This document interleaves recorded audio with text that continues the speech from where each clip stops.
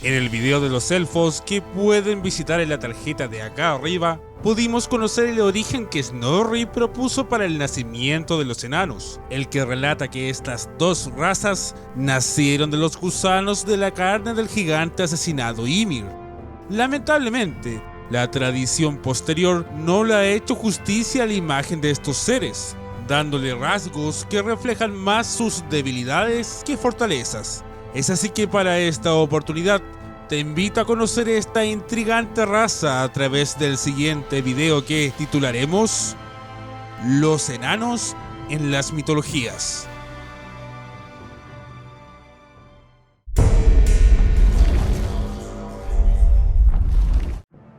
Número 1.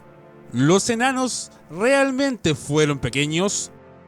Partamos de la idea de que los enanos, al igual que los elfos, varían sus características físicas de cultura en cultura, siendo producto de la clara influencia geográfica y temporal. Es por ello que los enanos en las sagas tienden a ser relacionados con varios seres, tales como trolls, kobolds, brownies, duendes o gente de Ulder. A pesar de ello, la idea de enanismo no apareció estipulada en las primeras menciones de esta raza en la mitología nórdica, sino más bien su notoria deformidad. De hecho, las primeras descripciones les caracterizan como seres hogareños, de ojos verdes, cabezas grandes, pelo negro como el azabache, patas cortas y patas de gallo, y no son descritos como pequeños hasta el siglo XIII. Cuando comenzaron a aparecer en las sagas legendarias, a menudo como un elemento humorístico. No es erróneo entonces aseverar que la idea de Dvergar, como se les llamó en un principio, fuera un concepto algo diferente de lo que nosotros conocemos.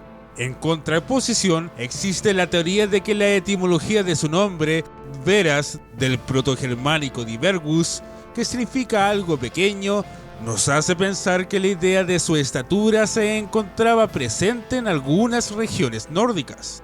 A pesar de ello, se puede teorizar que en realidad a estos seres se les atribuía el rasgo de ser deformes. Y es que los enanos de la mitología nórdica eran concebidos como criaturas capaces de cambiar de forma, no ya de adoptar la forma de un animal, sino más bien de alterar las dimensiones de su cuerpo, de agrandarse o reducirse a voluntad. Número 2. ¿Por qué se les llama elfos negros u oscuros? Según la Edda prosaica de Sturluson, su color de piel era oscuro, rasgo que les dio el nombre de Svartalfar, elfos negros, y Dokalfar, elfos oscuros, pero no de un color moreno como lo entenderemos en la actualidad, sino de un azul parecido a la apariencia de los cadáveres. Esto se puede comprobar con los enanos cuyos nombres hacen referencia a su piel pálida de apariencia cadavérica, como Dain, el muerto, y Nain, el cadáver, y con las burlas que Thor le realiza a Alvis en relación a su tez cadavérica. La causa de tan marcado rasgo es su mayor debilidad, su imposibilidad de presentarse ante la luz del sol, ya que la sola exposición les sentencia a convertirse en piedra. Es por ello que en su creación los dioses les ordenan esconderse bajo tierra, volviéndose este su hogar llamado Svartalfheim, u hogar de los elfos oscuros, un sector ubicado en las profundidades de la tierra. Un rasgo que Thor conocía muy bien al enfrentarse al prometido de su hija Trud, Alvis el enano. Número 3. La charla de enanos. Se relata en el folclore que estos seres poseían el Tardcap, una especie de gorra comúnmente roja que les daba la facultad de ser invisibles, además de protegerlos de la luz solar que los convertía en piedra, habilidad que les permitía desatar su picardía. Los enanos solían habitar entre piedras y riscos, a menudo bajo tierra, en lugares escondidos de Midgard y Utgard. Se cuenta que estos, ya considerados pequeños seres, podían transportarse con una maravillosa celeridad de un lugar a otro, y les encantaba esconderse detrás de las rocas, repitiendo las últimas palabras de conversaciones escuchadas desde tales escondites. Debido a este conocido truco, a los secos se les llamaba la charla de enanos. Número 4. ¿Cómo nacieron los enanos y quiénes los gobernaban? A pesar de que en varios países del norte de Europa se creía que los enanos y los elfos estaban gobernados por un mismo acaudalado rey que poseía un magnífico palacio subterráneo, conocido como Andvari, Alberic, Elbegast, Gondemar, Laurin u Oberon, en el Bergadal de la Völuspá existen otros líderes y un origen algo diferente al que Snorri propuso. En este se detalla que los enanos eran el producto de la sangre primordial del ser Brimir y los huesos de Blain, generalmente considerados como diferentes nombres para el ser primordial Ymir. Estos elfos oscuros fueron divididos en 3 castas diferentes. Primeramente las lideradas por Mozongir, su primer líder, cuya residencia es Nidavellir, que significa campos oscuros. En segundo lugar, por Durin, el durmiente, siendo estos 2 enanos los que participaron junto a los dioses en la creación de los demás. Además, se recalca que Durin fue quien ideó que sus descendientes tuvieran menor estatura que los hombres, pero no tan pequeños como la concepción actual que tenemos de ellos.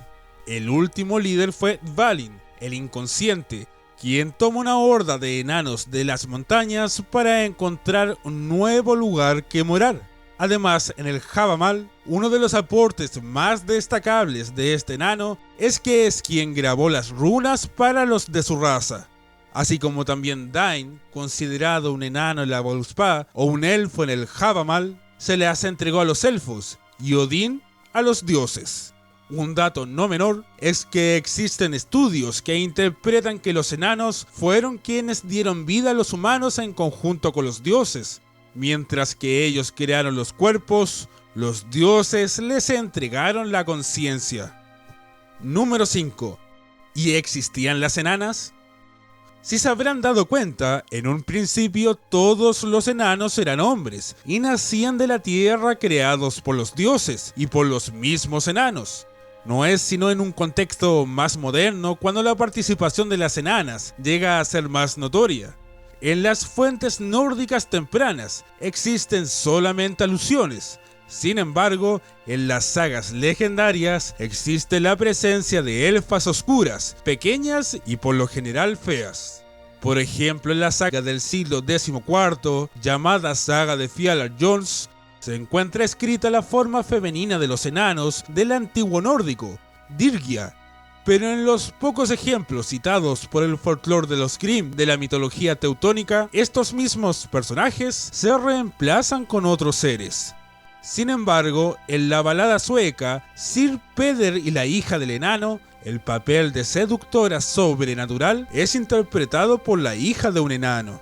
En el alto alemán medio de la poesía heroica, la mayoría de las enanas eran retratadas con barbas largas o, a contraposición, con una apariencia infantil. Además, se les representa con habilidades de forja y experticia en la curación. Número 6. ¿Los enanos eran realmente seres inferiores de la mitología? Algo importante y muy poco recordado sobre los enanos es que aunque eran menos poderosos que los dioses, eran mucho más inteligentes que los hombres y su conocimiento era ilimitado, extendiéndose incluso al futuro. De hecho, se cuenta en el Fafnismal que durante una discusión entre Sigurd y Fafnir sobre las Nornas, quienes gobiernan las vidas y destinos de los enanos, se explica que a estas se les conoce como las hijas de Dvalin. Por otro lado, en varias narraciones se habla de las habilidades de forja mezcladas con sus conocimientos de los elementos y la magia, elevando a sus creaciones al rango de divinas. Los mismos dioses incluso no lograban entender el cómo y el qué de sus creaciones. Un ejemplo de esto es que la cadena de Gleipnir, utilizada para encadenar al furioso Fenrir, la que estaba hecha del sonido de las pisadas de un gato, la barba de una mujer, las raíces de una montaña, los tendones de un oso, el soplo de unos peces y la saliva de un pájaro. Otro episodio que puede demostrar su gran poder es cuando los enanos Fjalar y Galar son capaces de destilar el propio hidromiel a través de la sangre de Kvasir, una bebida dadora de sabiduría y habilidades en el canto y la poesía, que hasta el mismo Odín resguardaba celosamente. Relato que además representa uno de los rasgos más característicos de los enanos en la mitología nórdica, la codicia. Solo con enumerar sus creaciones podemos darnos cuenta que las armas, escudos y alhajas que fabricaban eran los instrumentos que le daban el poder a los dioses, algo que las mismas divinidades no podían replicar. Número 7. ¿Guardianes de las puertas a otros mundos? Los enanos comúnmente eran retratados como seres que custodiaban grandes puertas en las montañas, las que conducían a parajes desconocidos por los hombres y por los mismos dioses. Muchas veces estas entradas poseían un lenguaje críptico y único que impedía el paso a los desconocidos, un rasgo que Tolkien retrató fielmente en las Minas de Moria. Un ejemplo de esto se puede leer en la historia del rey Sveigdir, en la saga Ynglinga, que dice que los moradores de las grietas, los enanos, gimen junto a sus puertas pétreas. Estas puertas comúnmente se interpretaban como vías entre mundos o incluso simbolizaban pasadizos de muerte. Número 8. ¿Y qué se sabe del deseo sexual de los enanos?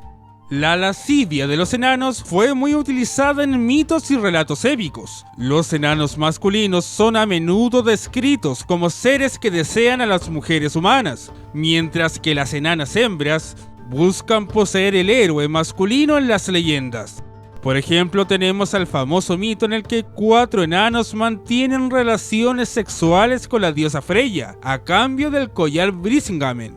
O también cuando Alvis profesa un fuerte amor por la hija de Thor, la valquiria Trud. En los relatos épicos tenemos como ejemplo a Alberic, el rey enano que seduce a la reina de Lombardía, engendrando con ella al héroe Ordnid. O el héroe Dietrich, quien lucha contra el enano rey Laurin en su jardín de rosas mágicas, y luego rescata a una mujer a las que había secuestrado el mismo Laurin. Incluso se decía que las mujeres enanas tenían el poder de transformarse en maras o pesadillas, una especie de duende tipo demonio que se posaba en el pecho de los hombres mientras dormían, y como todo buen súcubo, se alimentaba de la energía sexual de su víctima. Pero si la víctima lograba detener el agujero a través del cual ingresaban a su habitación, estaba completamente a su merced, e incluso podría obligarla a casarse con él si él así lo decidía. Una esposa así obtenida seguramente permanecería mientras la abertura por la que había entrado en la casa estuviera cerrada. Número 9. ¿Cuántos enanos se conocían en los inicios? Entre la Edda prosaica y la Edda poética se presenta un listado de alrededor de 100 enanos diferentes, de los cuales se destacan en la prosaica a Nordi, Surdi, Austri y Vestri, ya que adquieren un importante papel en la conformación del universo. Son los encargados de sostener el cráneo de Ymir en los 4 puntos cardinales. Obviamente de allí vienen sus nombres: norte, sur, este y oeste. Otros enanos que participan en la mitología cosmogónica son Ni y Nidi, del nórdico antiguo, luna llena y luna nueva, quienes gobernaban las fases lunares de crecimiento y mengua respectivamente. Según se relata en el poema Vafthrudnismal de la Edda poética, ambas fases fueron provistas por los dioses luego de la creación del mundo para que los hombres pudieran calcular los años. Número 10. ¿Qué ocurre con ellos después del Ragnarok?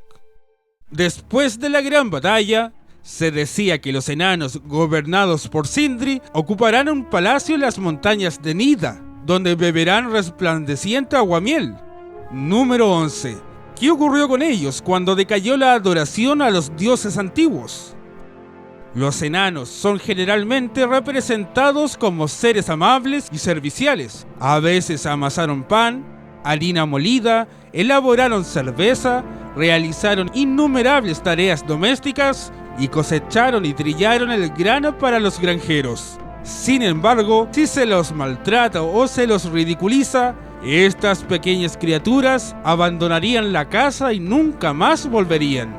Existe un relato que cuenta que cuando los antiguos dioses dejaron de ser adorados en la Tierra del Norte, los enanos se retiraron por completo del país, y un barquero contó cómo había sido contratado por un misterioso personaje para cruzar su río una y otra vez, y en cada viaje su embarcación estaba tan cargada de pasajeros invisibles que casi se hundió.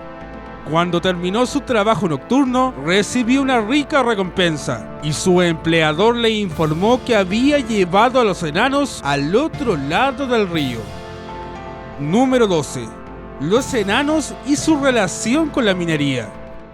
También se decía que los mineros se encontraban con frecuencia enanos en las galerías abiertas en el interior de las montañas, e incluso se afirmaba que estos misteriosos seres llevaban en muchos casos su misma indumentaria y herramientas: un delantal de cuero, una linterna, una maza y un martillo. Más avisados y asustados que los hombres, frecuentaban solo los lugares donde había abundancia de metales útiles o preciosos, por lo que el hecho de topar con uno era presagio de un excelente botín. Es así que eran considerados como poseedores natos de los tesoros que, de vez en cuando, se descubrían en el seno de la tierra. Número 13. Los enanos y el rapto de bebés. También, según la superstición popular, los enanos, envidiando la estatura más alta del hombre, a menudo intentaban mejorar su raza ganando esposas humanas o robando niños no bautizados y sustituyendo a su propia descendencia por el recién nacido. Estos bebés enanos eran conocidos como changelings y eran reconocibles por sus formas insignificantes y marchitas. Para recuperar la posesión de su propio bebé y deshacerse del cambiante, una mujer se vio obligada a preparar cerveza en cáscaras de huevo, o a engrasar las plantas de los pies del niño y mantenerlas tan cerca de las llamas que, atraídas por sus descendientes gritos angustiados, los padres enanos se apresuraron a reclamar los suyos y devolver al niño robado. Número 14. Los enanos y su conexión con otros seres. El paso del tiempo siempre ha sido la niebla que difumina la exactitud entre creencias antiquísimas, causa que ha llevado a los enanos a protagonizar confusiones, suplantaciones o evoluciones en relación a la infinidad de seres que existen en la mitología. Por ejemplo, los trolls, conocidos en la actualidad como seres gigantes o seres salvajes parecidos a humanos, en un principio solo correspondían a una especie de magia o un nombre genérico para otros seres, entre los que se presencian los enanos. De allí sus similitudes, la debilidad ante el sol y el rapto de bebés.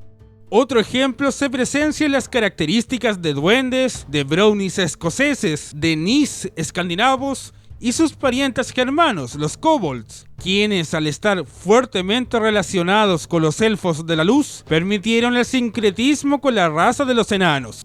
Dentro de sus similitudes tenemos el uso del sombrero mágico, el rapto de niños y su cercana relación con la minería y el mundo subterráneo. Esto último fuertemente evidenciado en los kobolds, quienes fueron la raíz etimológica del mineral cobalto.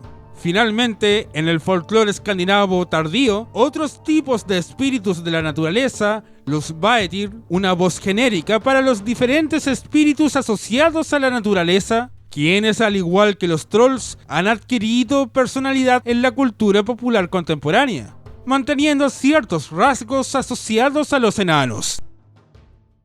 No te pierdas la oportunidad de suscribirte y activar la campana si te gustó mi contenido. Como también te dejo la siguiente lista donde encontrarás toda la mitología nórdica que se ha visto en este canal.